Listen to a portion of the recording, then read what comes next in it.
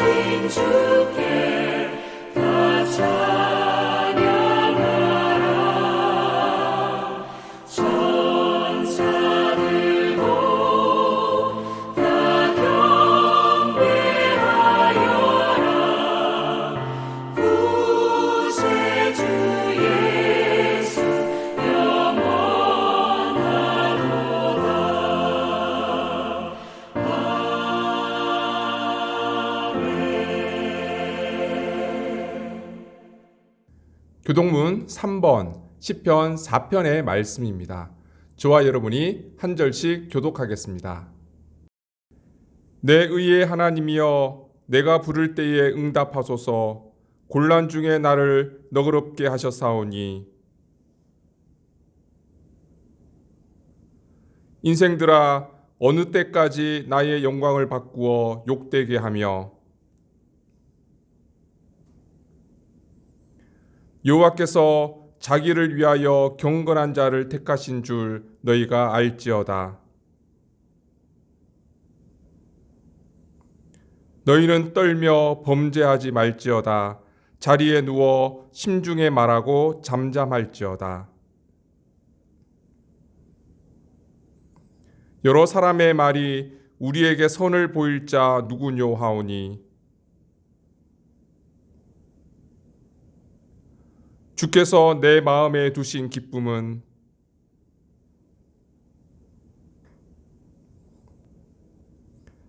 내가 평안히 눕고 자기도 하리니 나를 안전히 살게 하시는 이는 오직 여호와이시니이다. 아멘. 다 같이 사도신경 하심으로 우리의 신앙을 고백하겠습니다. 나는 전능하신 아버지 하나님, 천지의 창조주를 믿습니다. 나는 그의 유일하신 아들 우리 주 예수 그리스도를 믿습니다. 그는 성령으로 잉태되어 동정녀 마리아에게서 나시고 본디오 빌라도에게 고난을 받아 십자가에 못 박혀 죽으시고 장사된 지 사흘 만에 죽은 자 가운데서 다시 살아나셨으며 하늘에 오르시어 전능하신 아버지 하나님 우편에 앉아 계시다가 거기로부터 살아있는 자와 죽은 자를 심판하러 오십니다.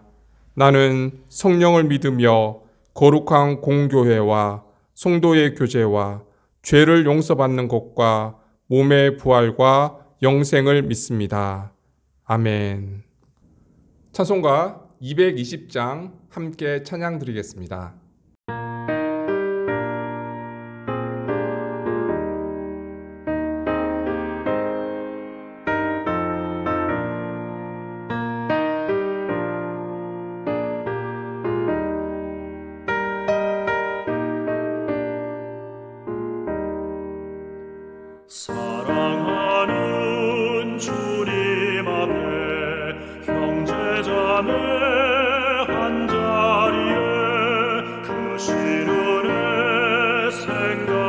찬양하며 즐거운 찬송 부르네.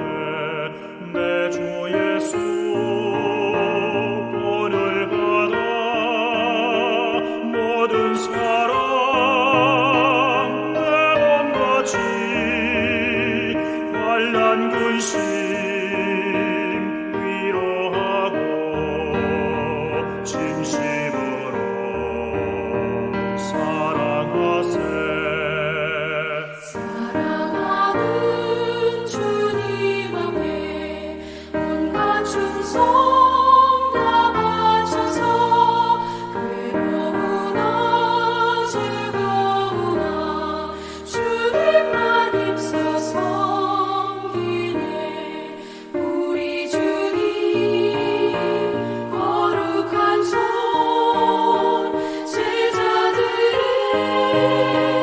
어르시사 남 섬기는 종의 도를 몸소에게 보이셨네.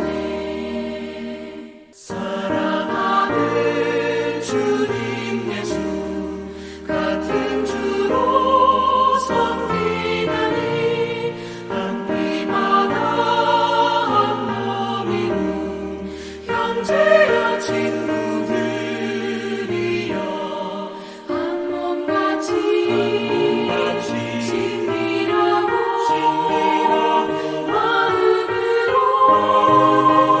하나 되어 우리 주님 크신 뜻을 지성으로 준행하세.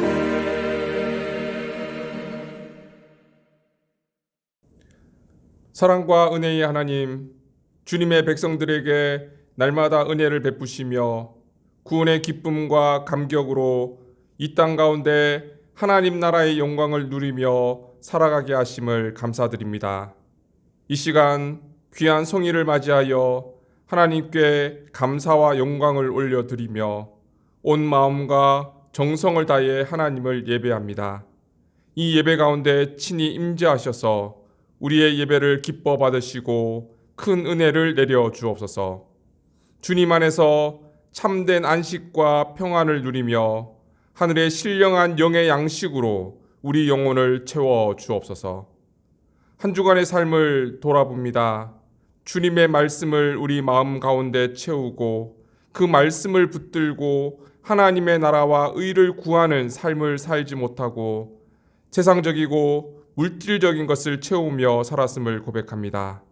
우리의 부족하고 연약한 모습을 용서하시고 더욱 하나님을 의지하는 삶이 되게 하여 주옵소서.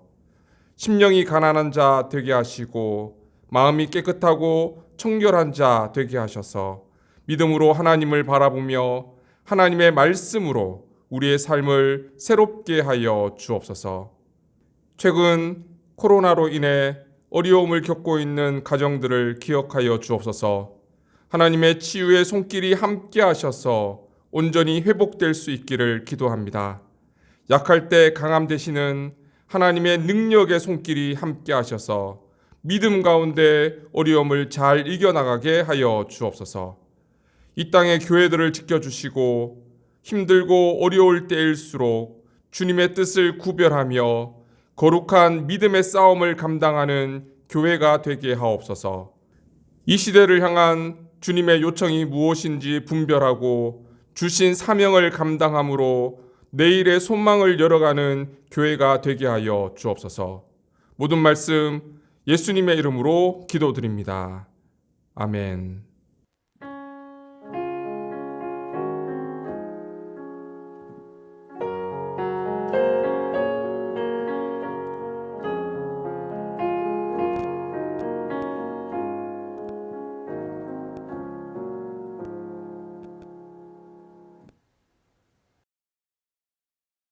하나님께서 오늘 우리에게 주시는 말씀은 마가복음 3장 31절에서 35절까지의 말씀입니다. 이제 하나님의 말씀을 받들어 봉독하겠습니다. 그때에 예수의 어머니와 동생들이 와서 밖에 서서 사람을 보내어 예수를 부르니 무리가 예수를 둘러 앉았다가 여짜오되 보소서 당신의 어머니와 동생들과 누이들이 밖에서 찾나이다. 대답하시되 누가 내 어머니이며 동생들이냐 하시고 둘러 앉은 자들을 보시며 이르시되 내 어머니와 내 동생들을 보라.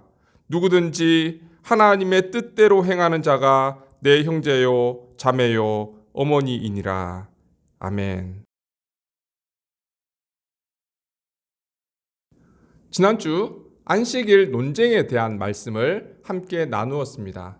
오늘날 우리는 주님께서 부활하신 주일을 지키고 있기 때문에 안식일을 지키는 것이 별로 중요하지 않다, 그렇게 생각할 수도 있지만, 안식일 논쟁은 안식일을 지키느냐 안 지키느냐 이런 문제가 아니었고 우리의 창조 목적과 관련된 것이고 우리가 신앙생활하는 이유와 관련된 것이기 때문에 중요한 것이었습니다.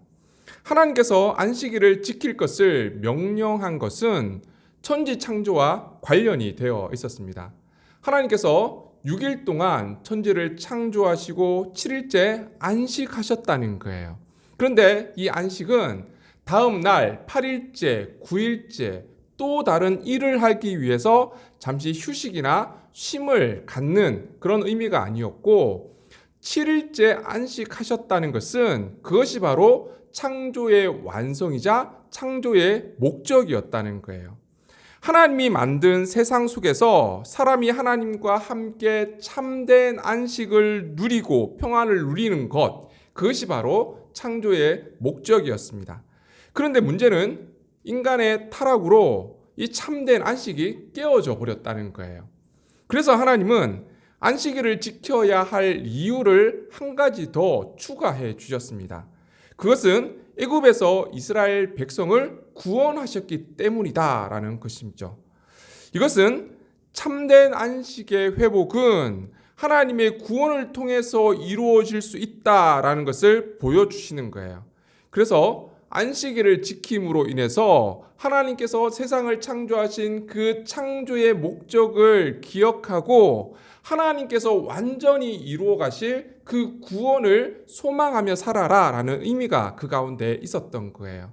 그런데 하나님께서 완전히 이루시는 구원은 언제 이루어지게 됩니까? 바로 예수님께서 이 땅에 오시고 예수님께 십자가 지심으로 그 십자가 사건을 통해서 그 완전한 구원이 이루어진 거예요. 참된 안식은 예수님의 십자가를 통한 생명 회복의 역사를 통해서만 이루어질 수 있기 때문에 우리도 이 생명 회복의 역사에 함께 동참해야 한다, 그런 말씀을 함께 나누었습니다.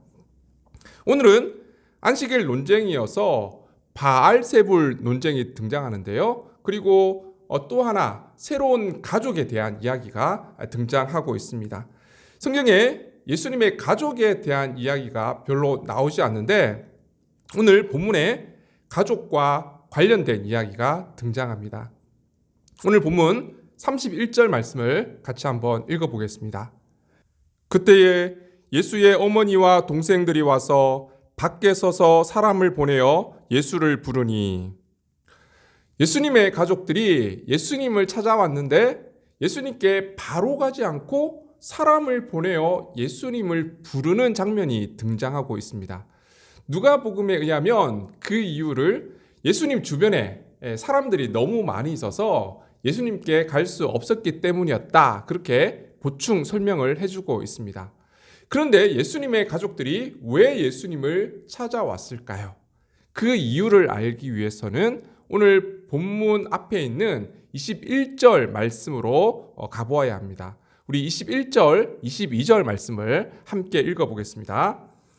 예수의 친족들이 듣고 그를 붙들러 나오니 이는 그가 미쳤다 하밀러라.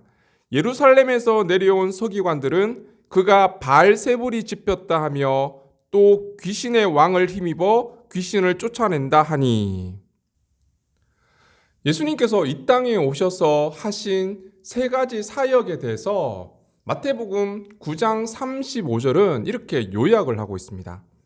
예수께서 모든 도시와 마을에 두루 다니사 그들의 회당에서 가르치시며 천국 복음을 전파하시며 모든 병과 모든 약한 것을 고치시니라. 예수님의 핵심 사역은 하나님 나라에 대해서 말씀으로 비유로 가르치시고 천국 복음을 전파하시고 또한 병든 자와 약한 자와 귀신들을 쫓아내신 이 세 가지 사역이었습니다. 예수님의 사역 가운데 중요한 부분을 차지하고 있는 것이 병든 자를 치유하는 것뿐만 아니라 귀신을 쫓아내는 것이 그 사역의 일부였다는 거예요. 이것은 예수님께서 제자를 부르시는 장면에서도 등장합니다. 마가복음 3장 14절 15절 말씀입니다. 이에 12를 세우셨으니 이는 자기와 함께 있게 하시고 또 보내사 전도도 하며 귀신을 내쫓는 권능도 가지게 하려 하심이러라. 예수님께서 12명의 제자를 부르신 이유에 대해서 잘 설명하고 있는 대목이에요.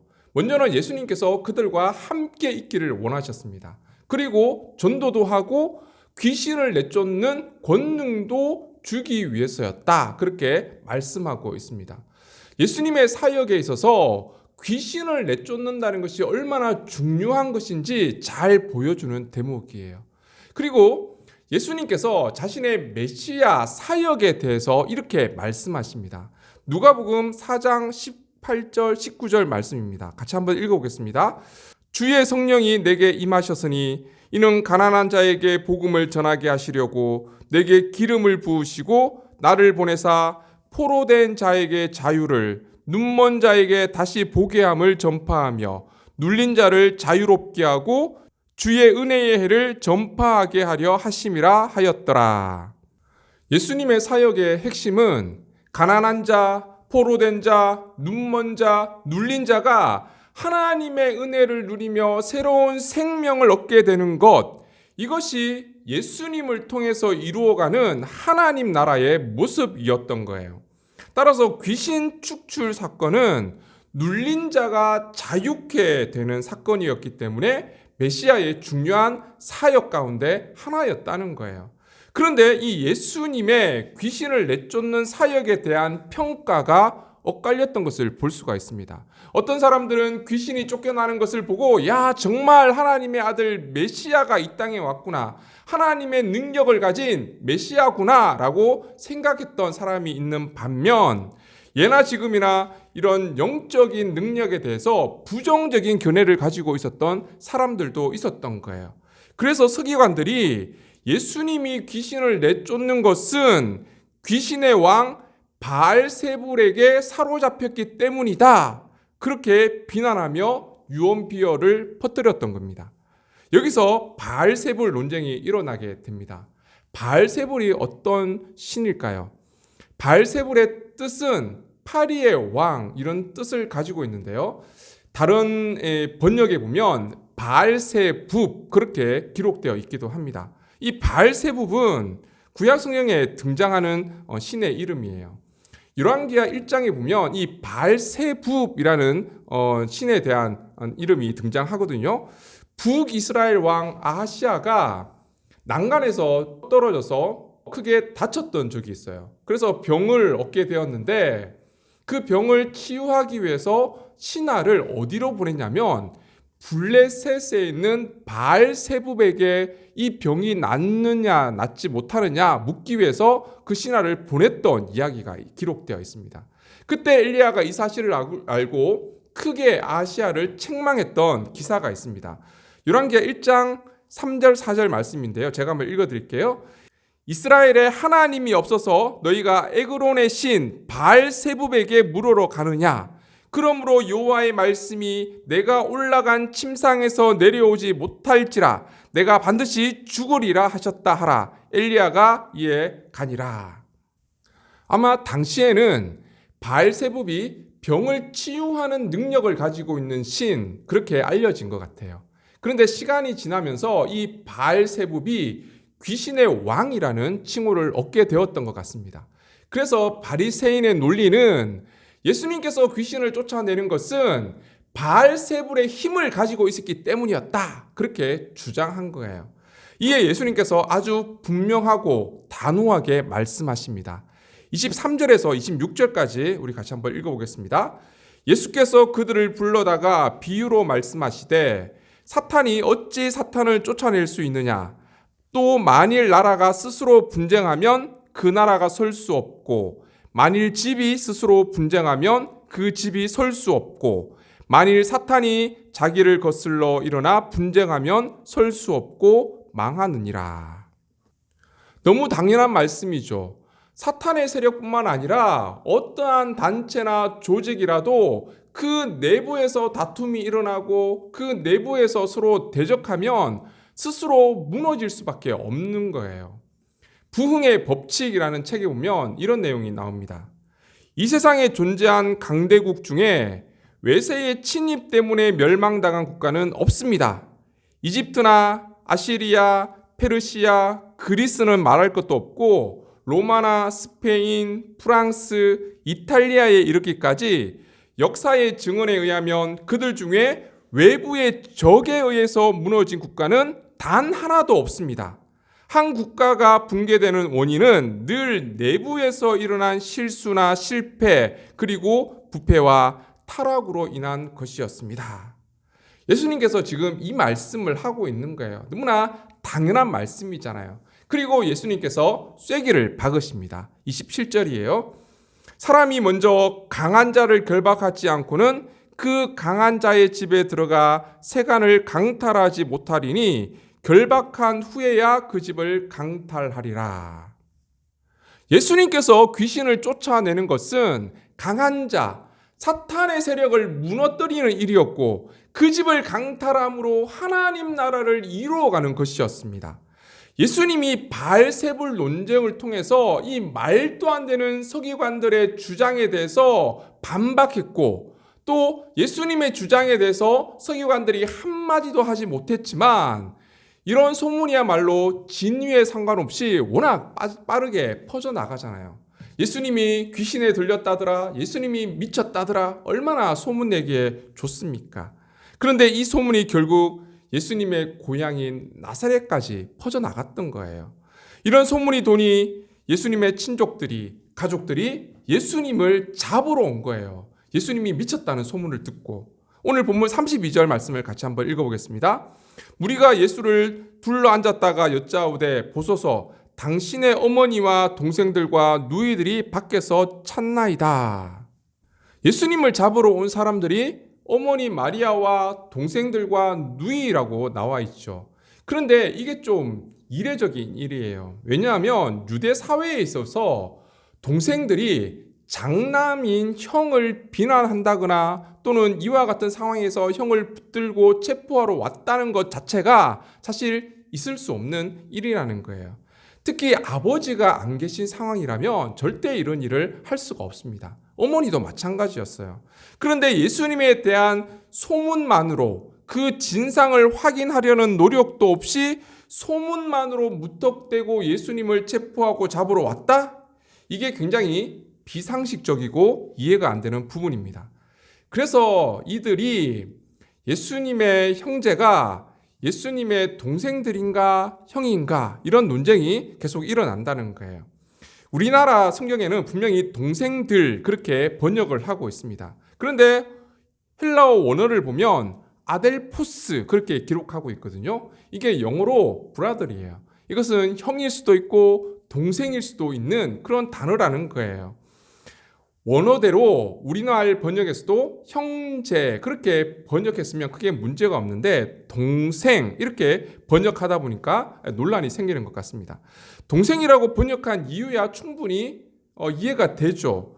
성경에 마리아와 요셉이 결혼하고 또 예수님의 탄생 이야기가 함께 등장하는 내용들을 보면 마리아와 요셉이 결혼했고 처음으로 낳은 아이가 예수님이었구나 그렇게 다 쉽게 받아들이잖아요. 그래서 예수님을 첫째라고 생각했던 것이죠. 그런데 초대교회 전승이나 또는 성경의 내용들을 추적해 보면 예수님의 동생들이라기보다는 형들이라는 그런 근거가 조금 더 타당해 보이기는 합니다. 우선 마가복음 6장 3절에 이런 내용이 등장합니다. 이 사람이 마리아의 아들 목수가 아니냐, 야고보와 요셉과 유다와 시몬의 형제가 아니냐, 그 누이들이 우리와 함께 여기 있지 아니하냐고 예수를 배척한지라. 예수님께서 고향에 가서 복음을 전하신 적이 있는데 그때 마을 사람들이 예수님의 말씀을 듣고 그 말씀의 권위에 깜짝 놀랐던 거예요. 그럼에도 불구하고 그들이 예수님을 받아들이지 않고 결국 배척하게 되는데 그 이유를 설명하고 있는 부분이에요. 예수님의 어린 시절부터 쭉 봐왔던 마을 사람들이 예수님을 메시아로 받아들인다는 건 어려웠던 일인 거죠. 여기에 보면 예수님을 마리아의 아들 목수라고 표현하는 부분이 있어요. 사실 이런 표현은 잘 사용하지 않죠. 특히 유대 사회에서 누군가를 소개할 때 아버지의 이름을 사용해서 누구의 아들 그렇게 소개하지 어머니의 이름을 사용하는 경우는 없습니다. 그런데 마리아의 아들 목수 이런 표현을 사용했다는 것은 아버지가 안 계신다 그렇게 받아들일 수밖에 없습니다. 예수님께서 12살 되었을 때 성전을 방문하신 적이 있는데요. 그때 아버지 요셉의 이름이 등장하고 그 이후에 성경에 요셉이라는 이름이 나오지를 않습니다. 예수님께서 아버지를 일찍 여의신 게 아닌가 그렇게 추측해 볼 수가 있습니다. 그 이유를 초대교회 전승에서 찾아볼 수 있는데요. 초대교회 이야기 가운데 마리아에 관한 재미있는 이야기가 있습니다. 마리아의 부모님이 왕족 출신이었고 굉장히 부자였다고 해요. 그런데 자녀를 낳지 못했다고 합니다. 그래서 아버지가 너무 근심이 되어서 자신의 양들을 데리고 유대 광야 깊은 곳에 들어가게 되었고 그곳에서 기도에 전념하는 생활을 했다고 합니다. 그때 천사로부터 소식을 듣게 되었는데 자녀가 태어날 것이다 라는 이런 소식을 듣게 되고 집으로 돌아와서 낳은 아이가 바로 마리아라는 거예요. 얼마나 귀한 딸이었습니까? 그래서 마리아가 4살 되었을 때 성전을 방문해서 하나님께 마리아를 드리게 됩니다. 그리고 마리아는 어린 시절 성전에서 바느질 봉사를 했다고 합니다. 성전에 보면 성소와 지성소 사이를 가로막고 있는 휘장과 또 성전 안에 휘장들이 있잖아요. 그래서 그 휘장들을 이제 매년 한 번씩 교체를 하게 되는데 그 휘장을 만드는 바느질 봉사를 마리아가 했다. 그런 기록이 있습니다. 그 이후에 마리아는 하나님 앞에 순결서약을 하게 됩니다. 그래서 마리아의 아버지는 마리아가 나이가 차게 되자 시집을 보내야 되는데 순결서약을 지켜줄 수 있는 남편감을 찾았던 거예요. 그렇게 찾다 보니 요셉이 눈에 들어왔어요. 요셉은 이미 전처 사이에 많은 아이들이 있었던 거예요. 그래서 아이를 돌봐줄 엄마가 필요했던 거고 또 마리아 입장에서는 자신의 순결서약을 지켜줄 남편이 필요했는데 그 이해관계가 맞아떨어져서 요셉과 결혼하게 되었다는 거예요. 그래서 마리아와 요셉의 나이 차가 굉장히 많이 났다고 알려져 있습니다. 이를 뒷받침할 수 있는 내용들이 성경에 보면 등장을 하는데요. 먼저는 예수님께서 십자가에 돌아가실 때 어머니 마리아를 요한에게 부탁하는 장면이 있어요. 그런데 마리아의 친아들이 있었다면 예수님께서 마리아를 요한에게 부탁하는 게 사실 좀 말이 안 되죠. 그런데 마리아의 친아들이 아니었고 마리아에게 친아들이 없었다면 예수님께서 예수님의 제자 요한에게 마리아를 부탁하는 그 내용이 충분히 이해가 된다는 거죠. 그런데 이 이야기가 성경을 보면 꽤 타당성이 있어 보입니다. 우선 예수님께서 십자가에 돌아가실 때 어머니 마리아를 제자 요한에게 부탁하는 장면이 있잖아요. 마리아에게 친아들이 있었다면 사실 말이 안 되는 이야기죠. 그런데 예수님의 형제가 마리아의 친아들이 아니었다면 예수님께서 어머니를 제자 요한에게 부탁하는 장면이 굉장히 자연스럽고 이해가 되는 그런 이야기라는 거죠. 그리고 예수님의 형제 야고보가 예루살렘 초대교회 수장이 되거든요. 이것도 이해하기가 어렵습니다. 예수님의 동생이라면 나이가 어렸을 텐데 예수님의 제자들이 많이 있었던 예루살렘 교회의 수장이 될 수 있었다? 이건 불가능한 이야기였다는 거예요. 그런데 만약에 예수님의 형이었다면, 예수님과 나이 차이가 많이 나는 형이었다면 이야기도 그럴 수 있겠구나, 그렇게 이해가 되는 상황이라는 거죠. 그리고 오늘 본문에도 마찬가지예요. 마리아와 형제들과 누이들이 예수님을 믿었다고 잡으러 오는 장면이잖아요. 유대 사회에서 예수님이 장남이었다면 이런 행동을 할 수 있었을까? 많은 사람들이 불가능에 가깝다, 그렇게 이야기를 합니다. 그런데 나이 많은 이복 형들이라면 가능성이 있는 이야기라는 거죠. 네가 감히 우리 집 가문에 목치를 해? 그러면서 그 이복 동생을 잡으러 오는 일은 그렇게 어려운 일이 아니었다는 거예요. 가능성이 있는 이야기였다는 사실입니다. 어쨌든 예수님의 형제들이 예수님을 찾아왔고 또 예수님을 잡으러 왔습니다. 그때 예수님께서 이런 말씀을 하십니다. 오늘 본문 33절에서 35절까지 말씀입니다. 같이 한번 읽어보겠습니다. 대답하시되 누가 내 어머니며 동생들이냐 하시고 둘러앉은 자들을 보시며 이르시되 내 어머니와 동생들을 보라. 누구든지 하나님의 뜻대로 행하는 자가 내 형제요 자매요 어머니니라. 누가 내 어머니며 동생들이냐? 제가 딸하고 성경 공부를 하면서 이 부분에 대한 말씀을 나누고 있었는데 옆에서 저희 아내가 듣고 있다가 농담 삼아 이런 얘기를 했습니다. 예수님 굉장히 까칠하시네. 그렇죠. 듣기에 따라 육신의 어머니와 형제들을 부정하는 듯한 매우 까칠하고 냉정한 표현으로 느껴집니다. 예수님은 하나님의 사역을 가로막는 행위나 하나님의 뜻에 대해서 반하는 행위에 대해서 굉장히 냉혹할 때가 있습니다. 한 번은 예수님께서 제자들에게 너희들은 나를 누구라 생각하느냐 그렇게 질문하신 적이 있습니다. 그때 베드로가 기가 막힌 대답을 하죠. 주는 그리스도시요 살아계신 하나님의 아들입니다. 예수님께서 얼마나 기분이 좋으셨는지 바요나 시몬아 내가 복이 있다. 내가 이렇게 대답하게 하신 것은 하늘에 계신 아버지께서 너에게 알게 하신 것이다.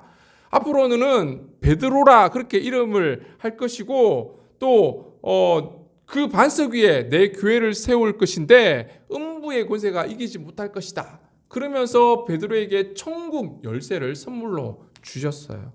그리고 나서 예수님께서 십자가의 고난을 받으실 것에 대한 말씀을 제자들에게 하셨거든요. 그때 베드로가 예수님께 이렇게 대답합니다. 마태복음 16장 22절 23절입니다.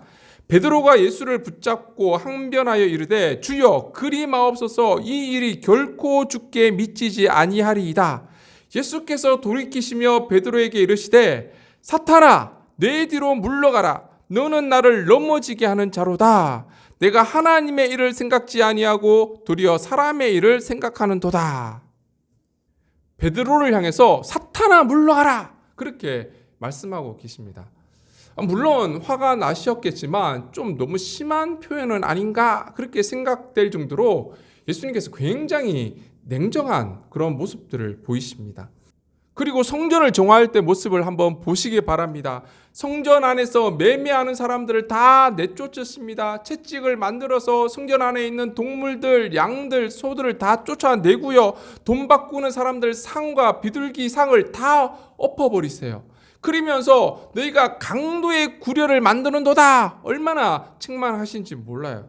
그리고 서기관과 바리새인들을 향해서도요. 화 있을진저 외식하는 서기관과 바리새인들이여 그렇게 책망을 하시면서 뭐라고 말씀하시냐면 마태복음 23장 33절에 보면 뱀들아 독사의 새끼들아 너희가 어떻게 지옥의 판결을 피하겠느냐. 굉장히 무서우시죠. 육적인 가족임에도 불구하고 예수님의 하나님 나라 사역을 가로막는 행위에 대해서는 예외가 없었습니다. 누가 내 어머니며 내 동생들이냐. 그리고 예수님은 육적인 가족보다 훨씬 더 중요한 영적인 가족이 있음을 선포하십니다. 예수님은 둘러있는 자들을 보면서 말씀하십니다. 내 어머니와 내 형제들을 보라.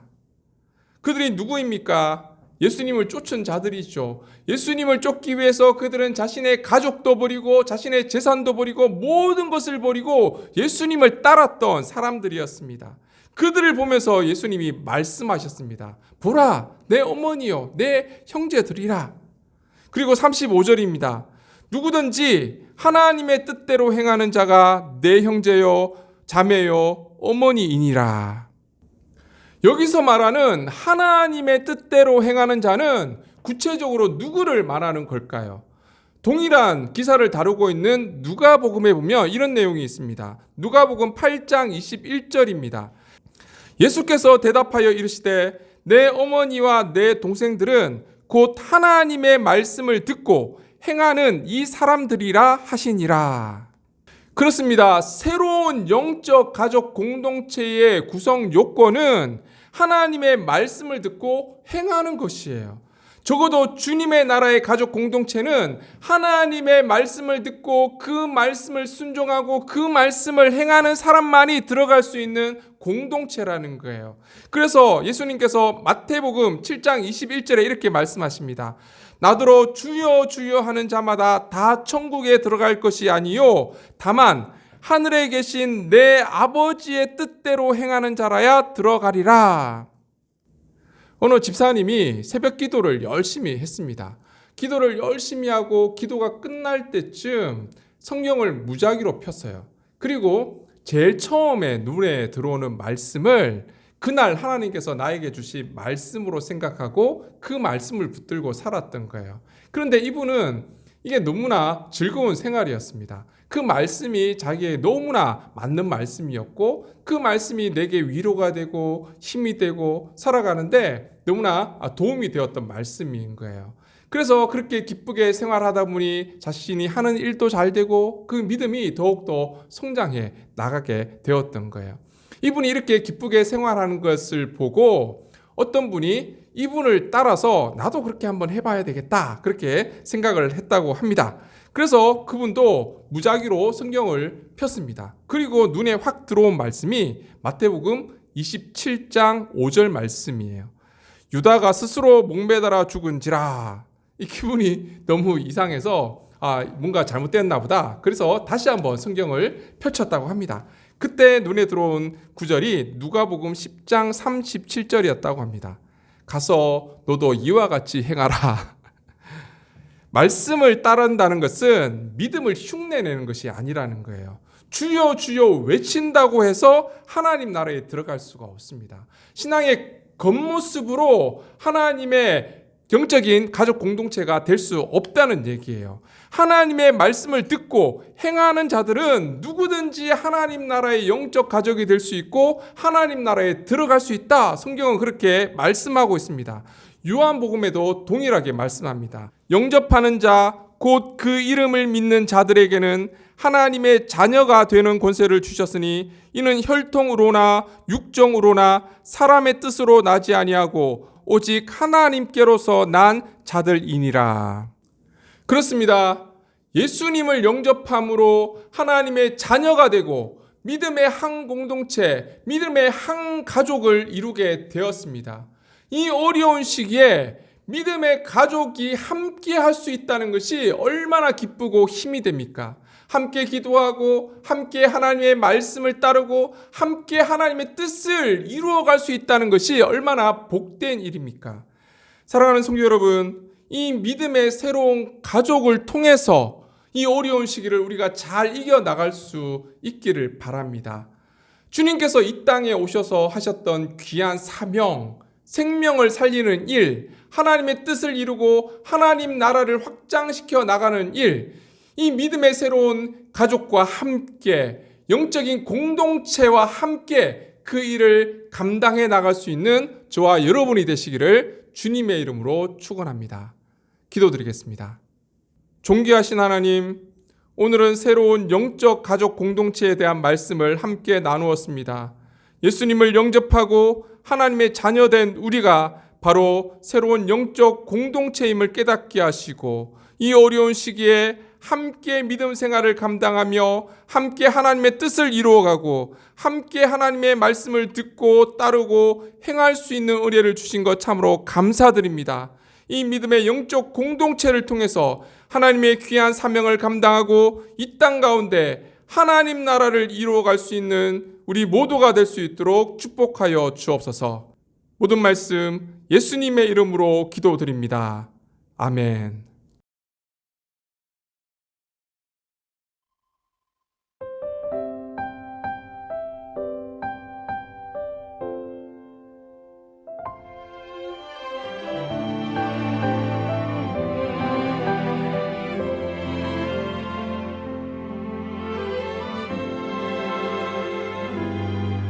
내가 누려왔던 모든 것들이 내가 지나왔던 모든 시간이 내가 걸어왔던 모든 순간이 당연한 것 아니라 은혜였어. 아침 해가 뜨고 저녁에 노을 봄의 꽃향기와 가을의 열매 변하는 계절의 모든 순간이 당연한 것 아니라 은혜였어. 모든 것이 은혜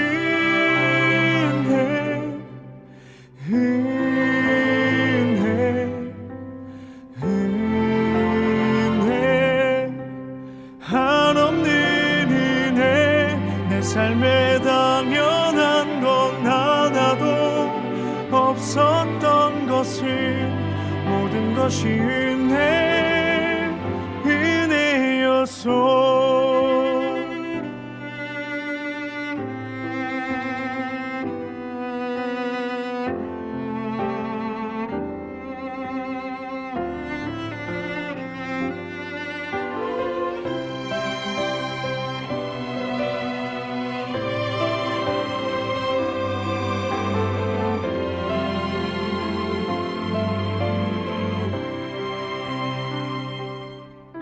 내가 이 땅에 태어나 사는 것 어린아이 시절과 지금까지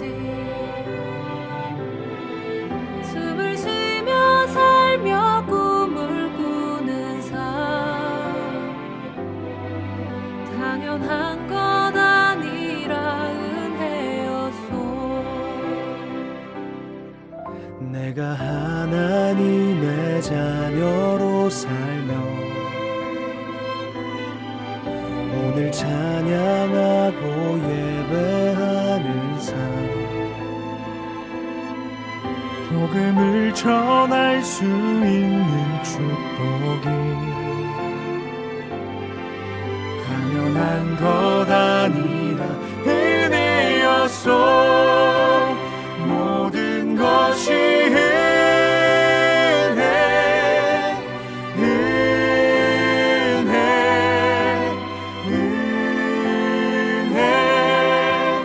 한없는 은혜 내 삶에 당연한 건 하나도 없었던 것을 모든 것이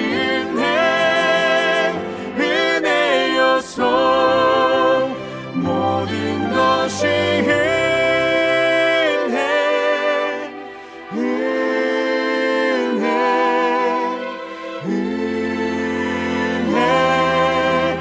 한없는 은혜 내 삶에 당연한 건 하나도 없었던 것을 모든 것이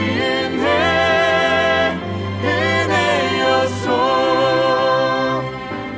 모든 것이 은혜였어. 모든 것이 은혜였어.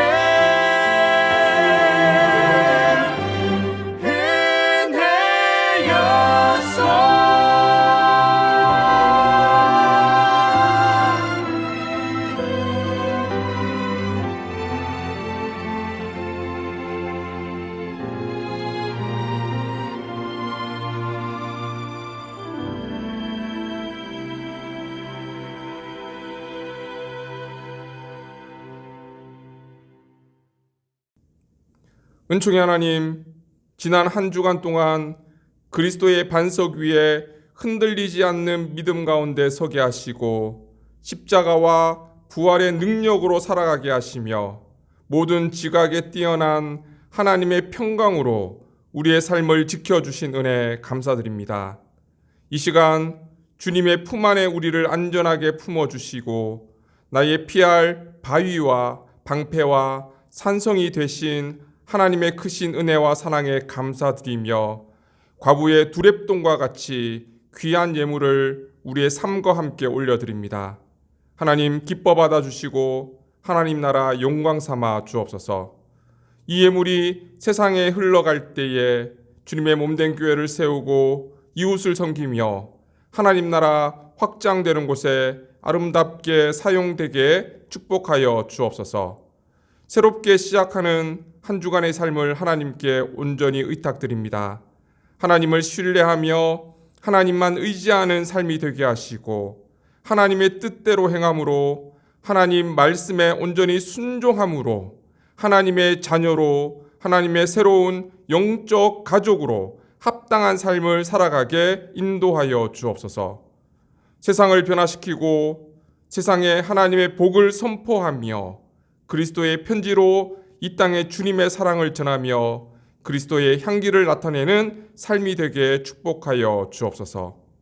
학업 가운데 있는 믿음의 자녀들에게 지혜와 총명을 허락하셔서 주어진 학업을 잘 감당케 하시고 그들의 앞길을 주님께서 친히 예비하시고 인도해 주시기를 기도합니다.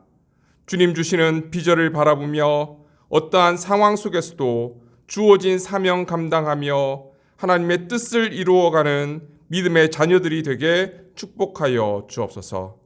모든 말씀 예수님의 이름으로 기도드리며 이제는 믿음의 주요 온전케 하시는 우리 구주 예수 그리스도의 은혜와 만복의 군원 되신 하나님 아버지의 무한하신 사랑하심과 보혜사 성령님의 임재하심과 교통하심과 충만하심이 새로운 영적 가족으로 하나님 말씀에 온전히 순종함으로 하나님의 뜻을 이루어 가기를 소원하는 사랑하는 주님의 백성들과 그 가정 위에 이 땅의 모든 교회와 선교사님들 위에 이제로부터 영원토록 함께 하시기를 간절히 축원하옵나이다.